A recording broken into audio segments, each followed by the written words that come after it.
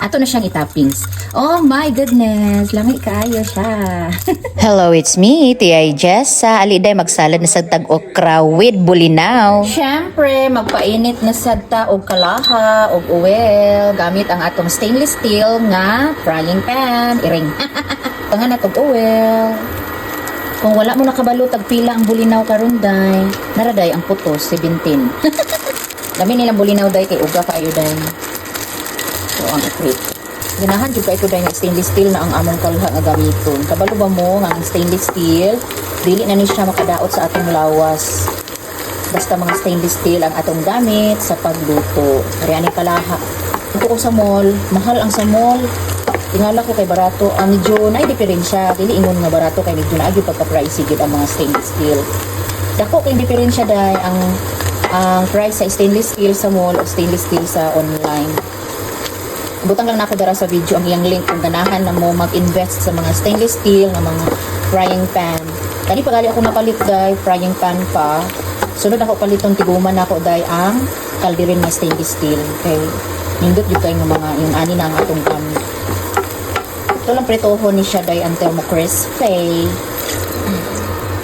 Ito sang ipabugnaw.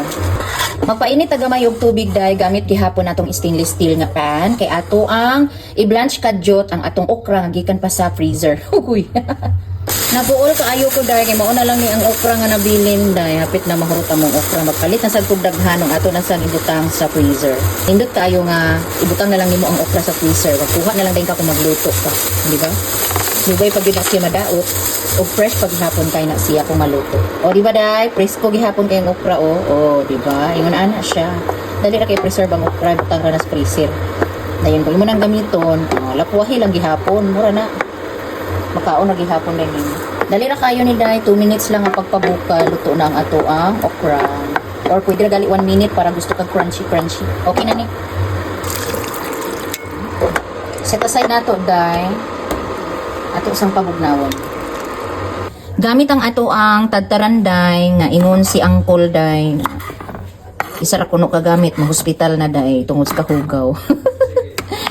Ana dili man tani hugaw ang among tadtaran ingon ani ra gini ang hitsura pero perminti ni namo siya gahidluan. Gamit ni siya day atong slice ang kamatis. Ana lang gud day. Duha ra ni ka kamatis day. Isunod dayon nato ang pipino. Wala na ako gipanitan tanan ang pipino day kay nagihapon tay makuha nga sustansya daw sa panit. Ano lang day. Sagol nato ang pipino. Sibuyas bombay day, isa ka buok ni kay gamatoy kay siya. Luy agamay. Og isa ka buok ahos nga akong gipino-pino. Oops. 5 ka limonsito ato lang po gaon. Kay nagdali man ko day diha ra nananaon na nato day. Tinapulan style day. Pero effective gyapon na siya day. Okay. Honey, my love, so sweet. Gamay lang. Butangan sa natok sukang pinakurat isa lang kataklob day para medyo naalay halang-halang kay wala mi sili diri dapita. Okay. Og ang magpalami day dili na ninako siya butangan og asin kay ngano parat naman ang atong bulinaw nga pinirito. Ato na siyang itoppings. Oh my goodness, lami kaayo siya. O di ba gwapo kay atong salad. Ang daga na sa kibahaw makaon ay day. Ato siyang i-mix. Mekos nato day gwapo kay siya day. Okay. Pagkalami sa atong salad nga okra, na ay kamatis, na ay pipino, og na ay bulinaw, di ba? Let's taste test. Taste test nito day.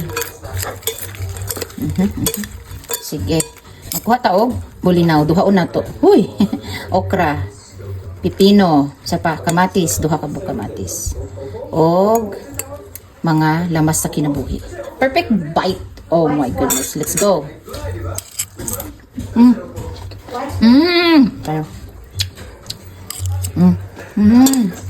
Okra with bulinaw. Perfect.